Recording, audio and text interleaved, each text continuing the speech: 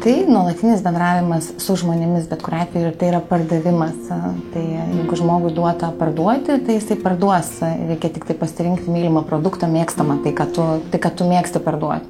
O nekilnojamas turtas tai yra labai moteriška, aš galvoju, tai mes kiekviena kūrėm namus ir kažkaip ir tie namai labai artima, man atrodo. Tai, kad gali planuoti savo laiką, kad nėra kažkokio darbo valandų. Neskaitant to, jos vis tiek yra paroje, tai yra skirtas laikas, kada tu dirbi, bet gali per tą laiką reiškiasi ir darbo metu, kada tau reikia vežti vaikus pas gydytojus, pas dantistus, tvarkyti savo asmeninius reikalus ir planuoti tą laiką pats, asmeniškai niekam neduodamas jokių ataskaitų. Super, labai gerai, labai sekasi gerai, iš tikrųjų labai save puikiai realizuoja. Vėlgi žmogus suranda to, ko jis nori. Ir kai save suranda, kai jis gerai jaučiasi, jam sekasi. O čia yra svarbiausia.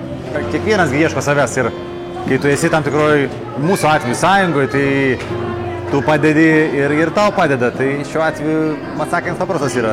Turi padėti, turi skatinti, turi pastumti kažkiek tai ir pats to tikiesi atgal. Tai tik tais vieno kito supratimas, pagalba, tai yra būtent tas pozityvus dalykas, kuris ir turi dominuoti su.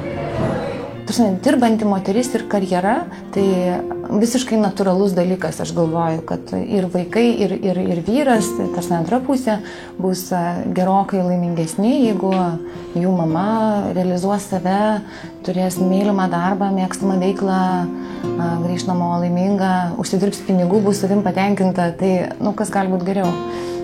Plius, aišku, tai, kad didelė kompanija ir mes gauname nuolatinius mokymus, palaikymą, esi dideliam kolektyve ir jautiesi savam versle.